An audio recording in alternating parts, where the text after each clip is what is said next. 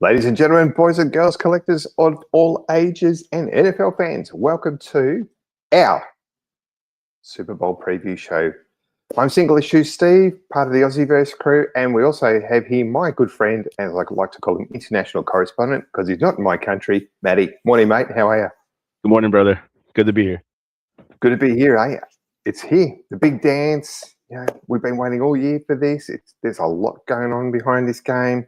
I'll be honest with you, there's going to be a halftime show that I'm not interested in seeing, so it's going to be perfect time to go to the toilet and grab something to eat and drink. It's going to be, this is huge. And probably the biggest thing is this is a rematch that has been 11 years in the making. And for those of you who didn't watch the previous Super Bowl, when New England played against Seattle, just run the damn ball. Oh, wasn't my that hard. goodness. You have one of the greatest running backs who's in the peak of his time, peak of his career at the time, couple of yards out, and they threw the bloody thing.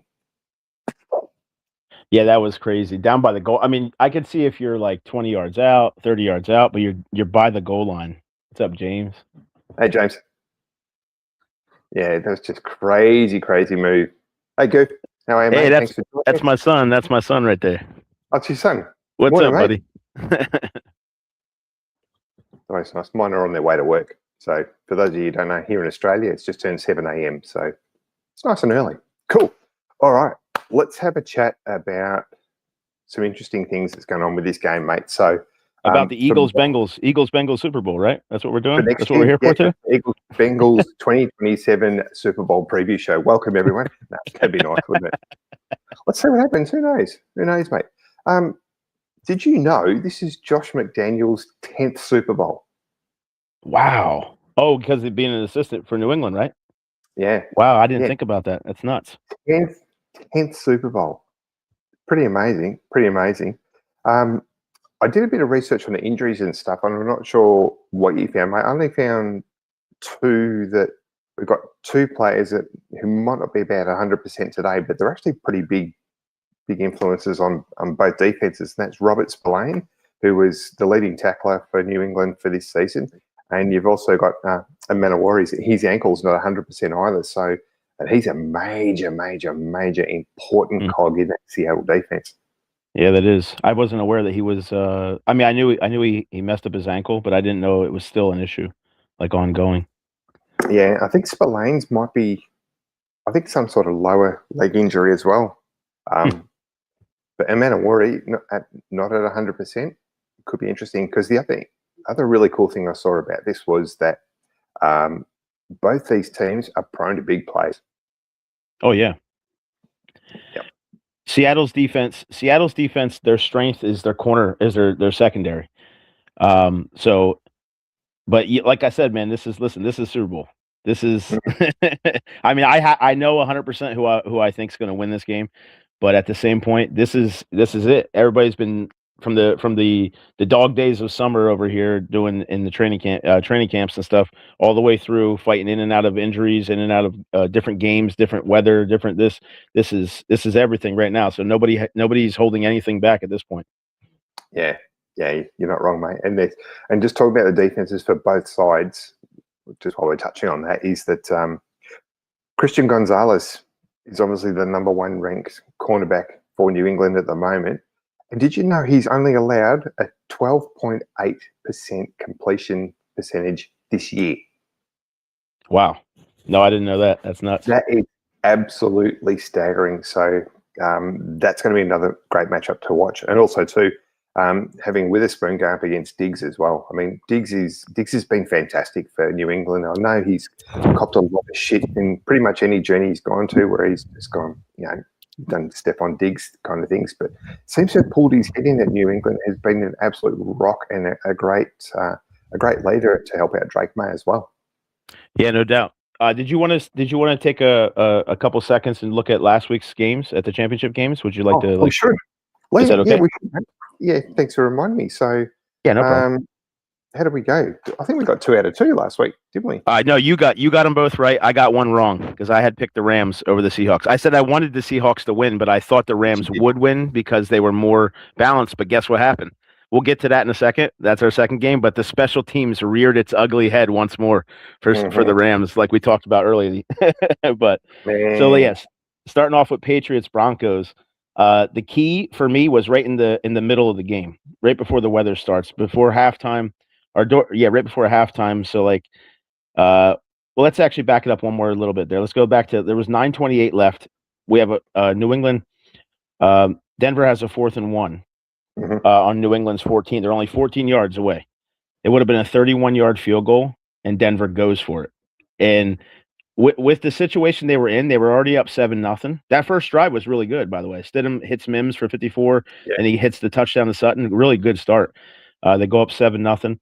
And to be in the position they were in at only the 14-yard line, I understand why you would want to go for it, but you have a backup quarterback. You don't have your quarterback. So, they could have went up 10-0, probably, most likely. I know there was a lot of missed kicks in that game, but that's later when the weather was really bad. But Stidham gets pressured and throws it incomplete, and they get nothing off of that. To me, that was a huge play.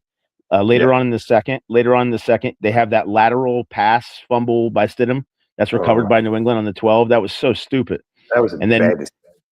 Yeah, and May with the quarterback sneak. That puts them up 7-7. And then right 5 minutes and 32 seconds left, New England hits the field goal.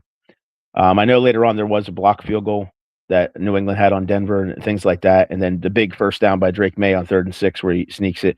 But I'm going to tell you, I don't want to blow the whole stack at the beginning here, but I think the Seahawks are going to win. But I'm going to tell you, Drake May, because his sneaking ability, his quarterback sneaking ability, and we'll touch on it more when we get to the preview there, but that's a big thing. That's a big, it's bigger than you think. He didn't have good stats. He was 10 of 21, 86 yards. He was sacked 5 times once again, but he had 10 carries for 65 yards and a touchdown.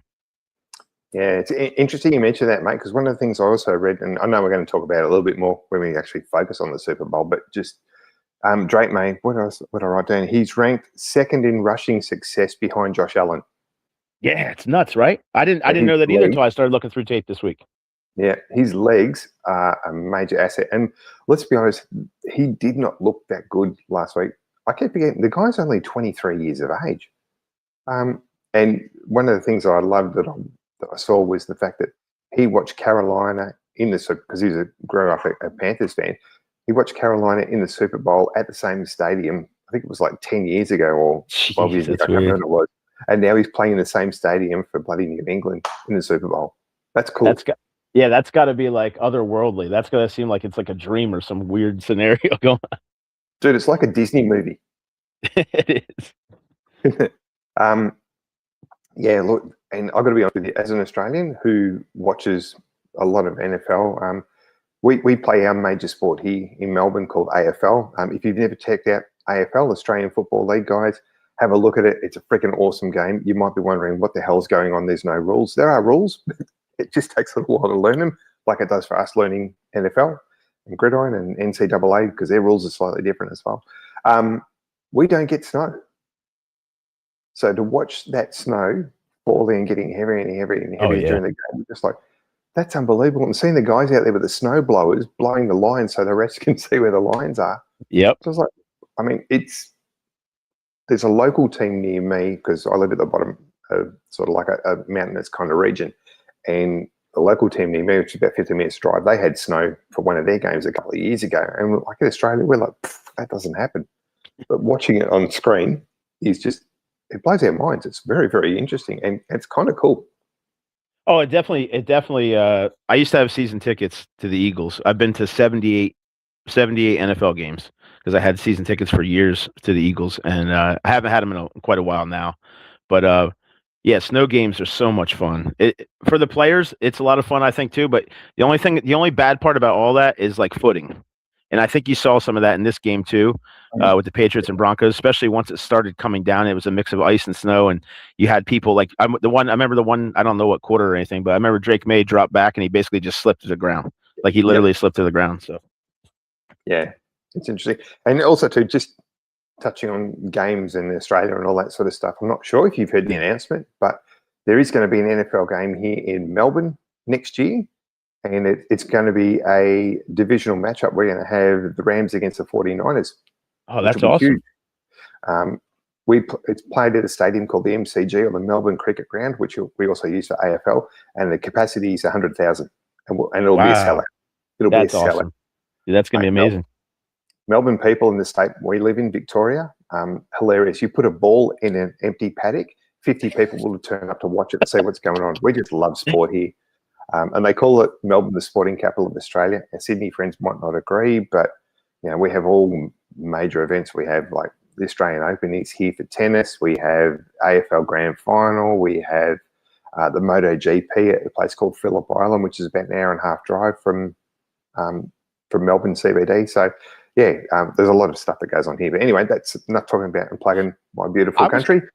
I was kind of shocked. Were you surprised that New England had this much trouble putting Denver away? Because I was. Yeah, I was, mate. I was. Considering how good their defense is, and they're playing against their backup QB. Look, I'll be honest with you. When I finished watching the game, I'm like, I don't trust these guys. Yeah. I don't trust them. I don't. And there's some interesting stats around Drake May as well. We'll touch on that a little bit more as we go through. But I just, watch it. From what I saw with Seattle and what I saw with Denver, I'm like, I don't think Denver are going to be able to compete with Seattle. Yeah. But as you mentioned, it's a Super Bowl. I mean, like, listen, the best case scenario, and this is no hate to any Patriots fans, congratulations, you earned your way there. Nobody gave you anything. But I think if Bo Nix is healthy, we're looking at Seattle, Denver, and our pick is way harder. Yeah. Agreed, mate. Yeah. I don't know. I don't trust New England, but at the same time, it wouldn't surprise me if those sneaky bastards somehow got up. It's just their offensive line. We kind of talked about it early in the year with the Chargers and the Texans and Pittsburgh and teams like that. But I don't really trust New England's line, especially their tackles. Like their tackles out of the whole line in particular, their two tackles are, like I said, we'll touch on it in a little bit here, but that their two tackles are scary to me. Yeah, definitely. And Seattle, hang on, I'll just write something interesting, mate. Let me just double check where I write it. Sorry, mate, let's check out my notes here. Hang on. No, you're good. You're good. Put your coffee down, idiot, and then you can read what's going on. Where is it? It's something like,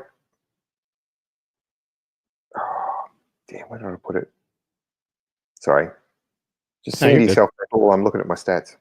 Okay, I'll just mention to people watching that the Patriots Broncos game only had, I understand the weather from the mid third quarter on. I know it was, we had two good defenses against two struggling offenses, and then the weather took over. But only 387 yards of total offense with both teams combined. That's insane.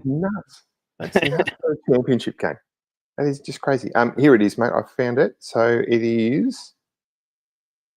There are 5 players for Seattle that have had more than 40 pressures this year. 40 pressures this year. So you can just tell you they'll come after you. But it's interesting as well that in regards to New England have blitzed on 40.6% of defensive snaps this year. Wow. Yeah, and they play mostly man coverage too, which is interesting. And they've been sneaky. Their defense has been sneaky good all year. And the Broncos have been a great defense all year. So I shouldn't be surprised. I just thought with Nix out, I thought maybe New England could kind of push that score a little more. Like I mean, listen, the bottom line is you win. If you win by 1 point, like this next game coming up here today, you win. If you win by 1 point, you're champions. No one's going to sit there and say, "Oh, well, you only won by 1." You're still champions. So yeah, that's right. If you're in front when the last siren goes, as we say here in Australia, then you've won the game. So, all right, let's have a look at some more key things, mate. So for me, 3 players I really, really want to watch. I mean, obviously you've got JSN and guys like that, but I'm thinking other players. So the first one I want to mention is Kenneth Walker. He did a great job last week, and people I was just going to say, remember we were concerned because of Charbonnet being out, how he would take the bigger part of the load, but man, he did great. He was awesome. Mate, he's really, really stepped up. Also, too, DeMarcus Lawrence is another one I wanted to watch. He started off a bit slow, but his second half of the year he was on fire. Yeah. He was on fire. He was everywhere. So he's going to be great to watch. And really, I think today a lot hinges on who we're going to see in regards to Drake May. Oh yeah. I mean, Just to touch one second on that Rams Seahawks game. I was just going to say a key part for me personally watching football for forever now was with 2 minutes left, Stafford hits Williams for that 10-yard touchdown. LA goes up 13-10. Okay, I would say 90 to 95% of the time, not just now, but years back since I've been watching. Started watching like 1996. So from then on, you're like 90, I would say easily 90% of the time. That's probably the last score of the half. And LA would go out in 13-10. Seattle comes out showing like zero fear whatsoever and has Darnold hits Smith and Jigba for a 42-yard pass. Then he hits him for another one for a 14-yard touchdown. That was like the part of the game for me personally that I knew like, this is you know what I mean? Because I knew Seattle's defense is good. To see their offense not only play great, but to have that kind of fearlessness and to play that way, that aggressive, and to go into halftime with the lead instead, that was huge for me. And then after that, like I said, LA falls off. The falling down muffed punt. I think I messaged you during the game. I'm like, I have never seen this in my life. By the way, just going to plug it. Kicked by an Aussie. Good job, Dicko. Very proud when I saw that. I'm like, yeah, he's drop punted that right into the right spot.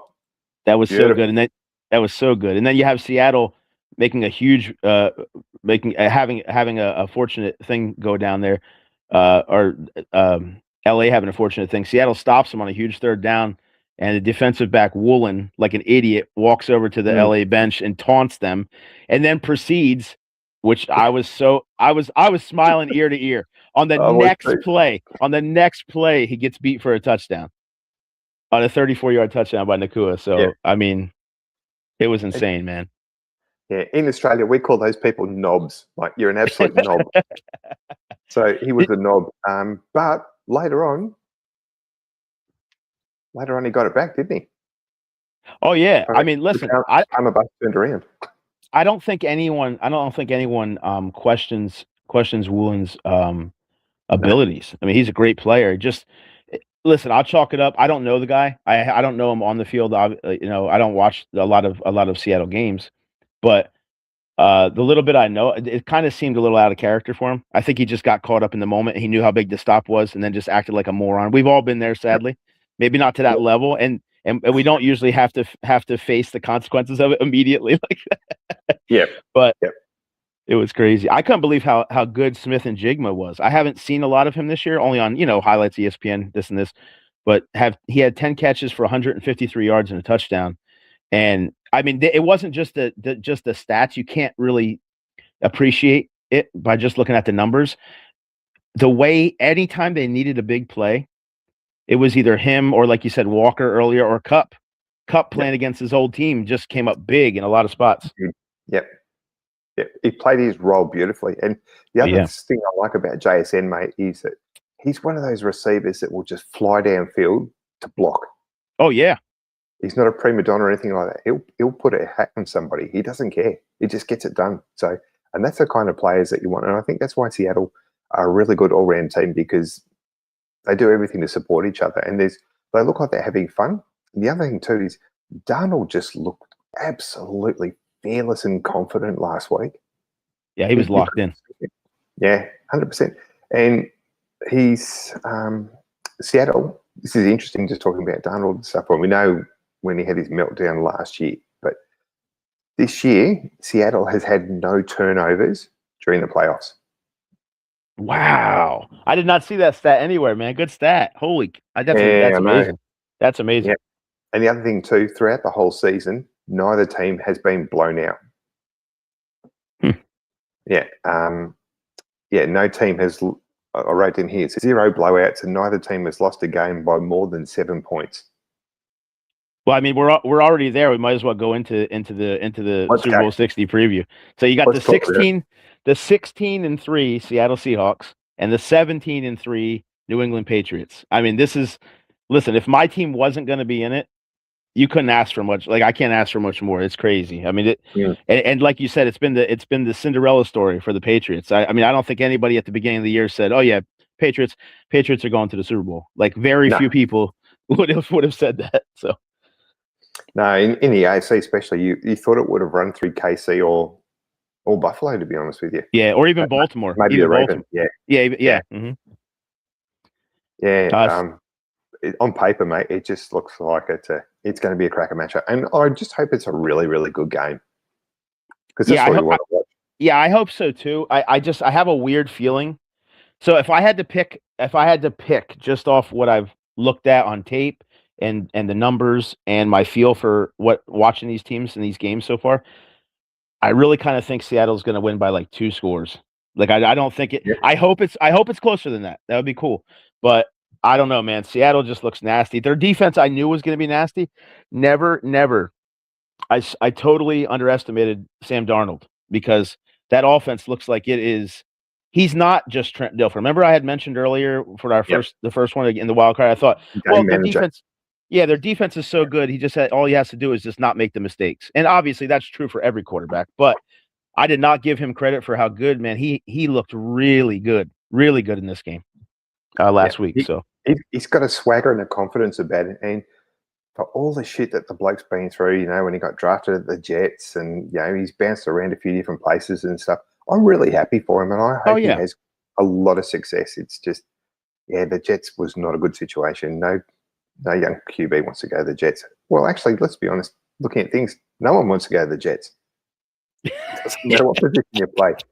Yeah, anyway, well, touching on that too, just quickly, guys, for those who are watching now and those who might watch later, Maddie and I are actually going to do some previews next year. I'm trying to talk him into doing every single team, so we expect another 31 of these kind of episodes, or 32. It's 32, isn't it? 32 teams. Yeah. So we'll talk and we'll do a little bit of coverage, and we might have a few guests on as well. When I say guests, friends of ours who know a little bit about their respective teams, and they can tell us a little bit more about stuff that we don't know about. So watch this space.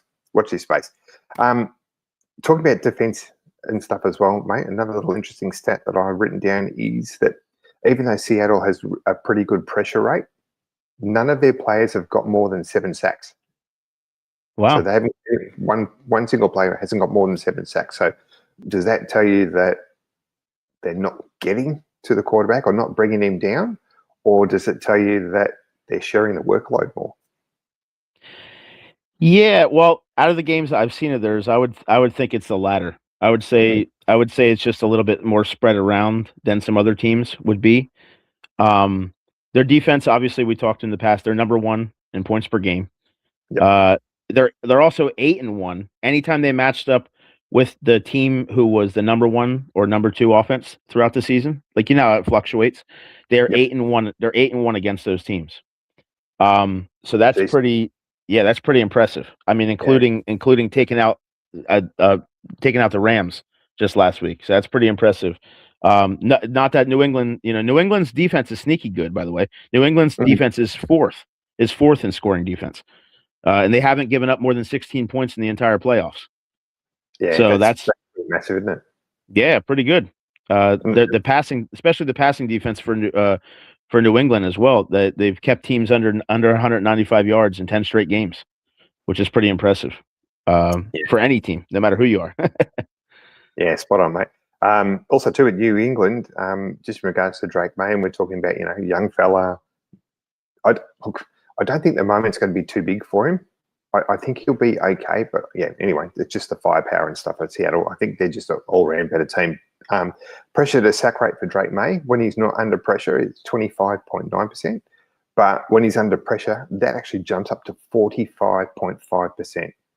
This was the weirdest thing I found as I was looking through the stuff this week. The weirdest thing I found, because my main thing in my head was I was going to bring up those 2 tackles for New England. I really, like I said, I don't think they're good. Campbell and Moses, they gave up sacks and pressures. The whole O-line has struggled all playoffs, but especially in those games. I mean, they've given up 5 sacks each playoff, five plus sacks each playoff game. And I'm trying to think who they played now. The Chargers, the Texans, and then the Broncos last week. They've given up so many sacks. But when you look at what, like you said, what he has done against pressure like that, I mean, The guy, I think I'm looking for my stat here. I think he's like undefeated. Hold on. Even though the O-line has struggled, May is 7-0 in his last 7 games after being sacked 4 or more times. He's the first quarterback, by the way, to win 3 straight playoff games by taking 5 or more sacks in a game. I mean, that's not the way you want to live. If you're New England, it's not the way you want to live. But I have to give him credit, especially as a young guy, because whether you're young or old, none of these quarterbacks like getting hit around. So the fact that he could take that punishment and stay not just physically upright, but mentally keeping his mind straight and being able to get the ball down the field and do things like that. I mean, that's impressive, man. I don't care who you are or what team. So, yeah. Do I dare say there's an element of Joe Burrow there? Yeah, no, no. Hey, listen, that's a huge compliment to May, actually, because I know he was in the MVP race this year, but Burrow's done it more than one season. Burrow's been doing it. So, I mean, like I said, if I still think for you guys personally, if you didn't have the injuries that you had, that team was way better. 100% a playoff team, no doubt in my mind that they were a playoff team. So, yeah, I'll just cry myself to sleep on my Bengals every night. What else have we got here, mate? That's really interesting.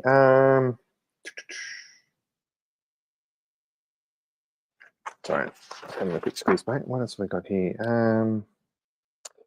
If you want to look at, sorry, you go. Okay, I was just going to say, if you want to look at the other side, New England's defense, like they're fourth in scoring, like we mentioned, and they haven't given up more than 16 points. That's all good stuff. On the downside, they're the 24th ranked defense against wide receivers, and they're about to play. They're about to play Smith and Digma. So, and Jigma, I mean, they gave up 17 touchdowns during the regular season and a quarterback rating of 98.8 against them, and then they're about to go against the Jigma Cup Shaheed's not like a pure wide receiver, but the speed, man. Oh my goodness, that the speed return, wow. Yeah.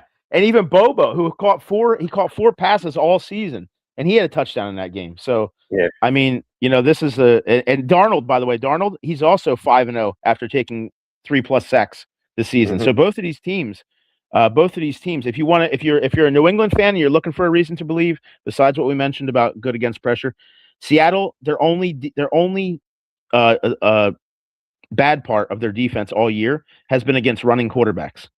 They're 29th in the league against running quarterbacks. When quarterbacks sneak, it's that low. And not only is it that low, 5 yards per carry. And now May just had 10 carries for 65 yards and a touchdown in the AFC Championship. So May also has 40+ rushing yards in 7 games this year, including the playoffs. So if I was, if you're a New England fan out there, and I know it doesn't look good, and it's not the way I'm picking, it doesn't sound it's the way Steve's picking at all either. So, but if you want something to hold on to, that's one thing that is a real thing. It's not just a stat. You've seen it happen in games. So, that's the one thing. As I'm picking Seattle, but that's the one thing I'm a little worried about watching throughout this game. And Drake May's legs, mate. We all know, just watching what he can do. He, as you've talked about, he's just awesome. And I think he'll be pulling it down and running quite a bit with today's game. So that's going to be interesting to watch. The other interesting thing from a defensive perspective against Seattle is for EPA, they're actually 3rd when Sam Darnold is kept clean. Now, when he's under pressure, it actually drops to 28th. Wow. Holy smokes. Yeah, so that's it. And as we talked about before, that New England blitz on 40.6%. So their kind of style of defense might match up well pressure-wise against Sam Darnold. So that's going to be really interesting to watch. What's crazy is we talked earlier about Walker, and I love him. Like if Walker wants to leave Seattle and come to Philadelphia, we'll take Saquon and Walker. That's fine with me. But no, like great 1-2 punch. Yeah. Oh my goodness. But no, like New England's rush defense during the regular season was already great. They were holding running backs to 3.9, which was 6th in the league. And during the playoffs, 2.4 only, 2.4 yards per carry, 1st in the playoffs. New England's defense against the rush. That shocked me when I looked that up because like I know New England's good. Like what's his name? Chason, which by the way, you can't get a better pass rushing name than Chason. But anyways, 3 sacks, 14 quarterback pressures, 2nd in the playoffs. So this is, man, it's a great matchup. Like I said, coming into this week, I thought it was going to be a Seattle blowout. I still think there's a potential for that to happen depending on turnovers. But I think this game is going to be a lot closer than I originally like. As I look through tape, as I look through stats, I think this is going to be a really, really good game. Like I think this will be a really good game.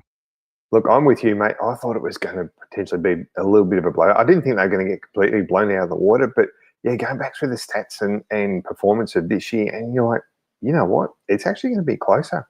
And there's one other stat I wanted to share with you as well, mate, is that with JSN, because we're talking before that New England run a lot of man coverage, JSN has the third most yards against man coverage in the league this year. He's got 428 yards against man coverage.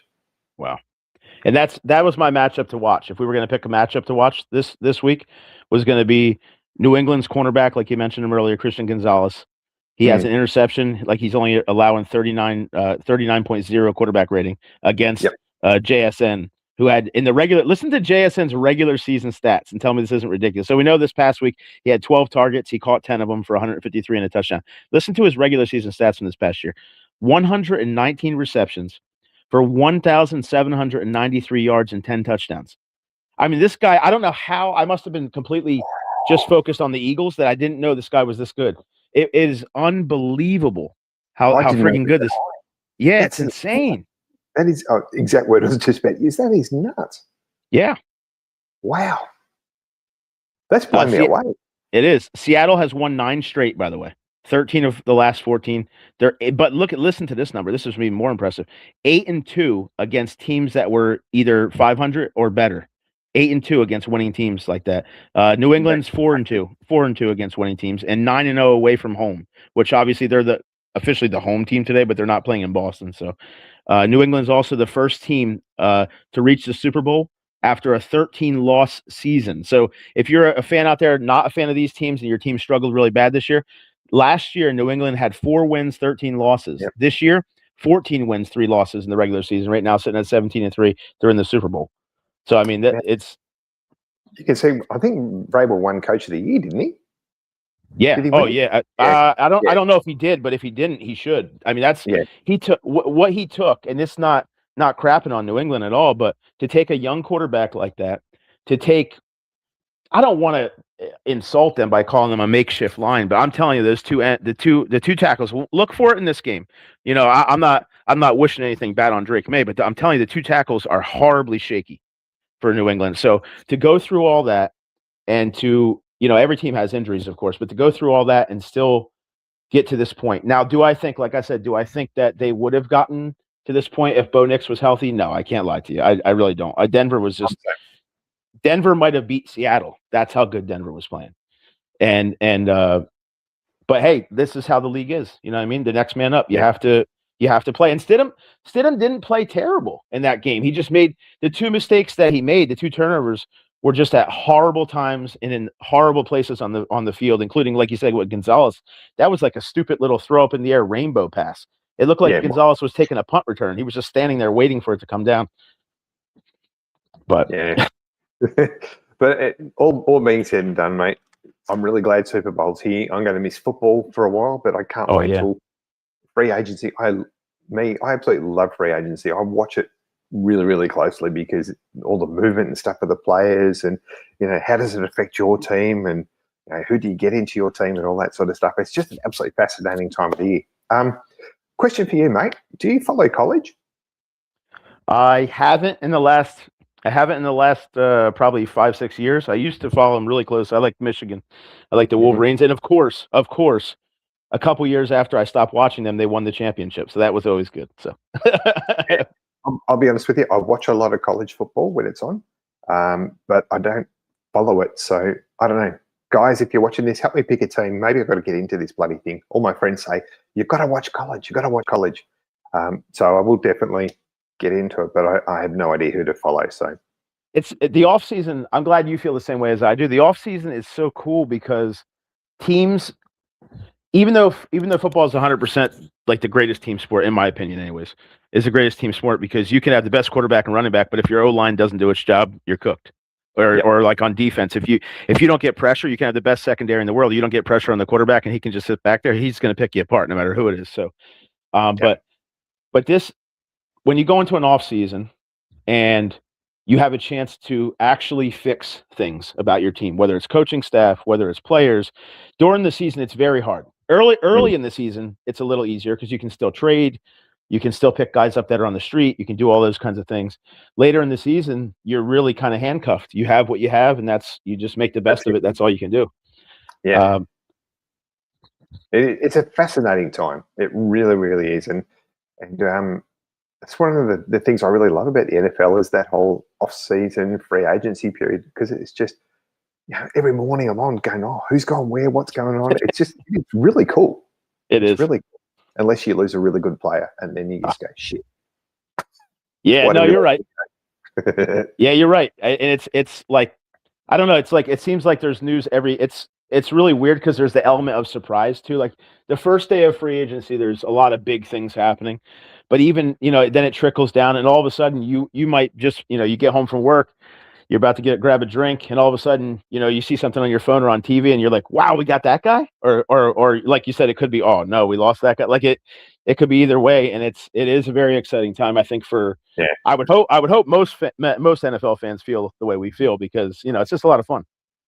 Yeah. As you said, it's like, wow, we got this guy. Or it could be, oh, wow, we got this guy. It's interesting, but I guess we should let's go on record, mate, and just say who we think's going to win. I think we've kind of mentioned it, but let's lock it in. Seattle for me, and I think I'm going to say it's going to be 10 points. Yeah, I think I would think right around there, 10 to 14 points. And I'm picking Seattle also. If I had to put a number on it, that's really tough. But if I had to put a number, oh man, that's really hard. Let's not do that. Awesome. Well, that's folks, scary. thank you for jumping on and watching our Super Bowl preview. We're going to let you go so you can start getting ready for the Super Bowl.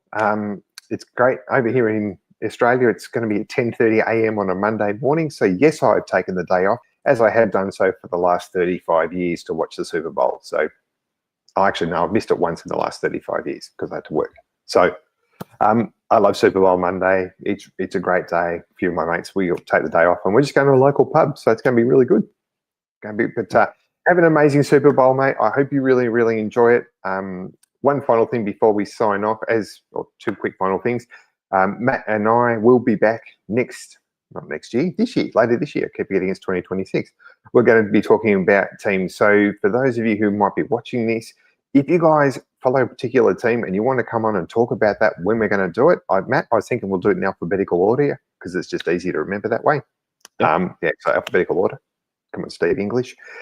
We'll go through that and we'll talk. Obviously, when it comes to talking about the Eagles and the Bengals, it's probably going to be a longer episode because we know a bit about those teams. But have a great Super Bowl, guys. And Matt, if you haven't seen it already, I've got a challenge for you this year, mate. I want you to watch an AFL game and tell me what you think. Okay, yeah, it sounds awesome. Yeah, I've never seen one. Right.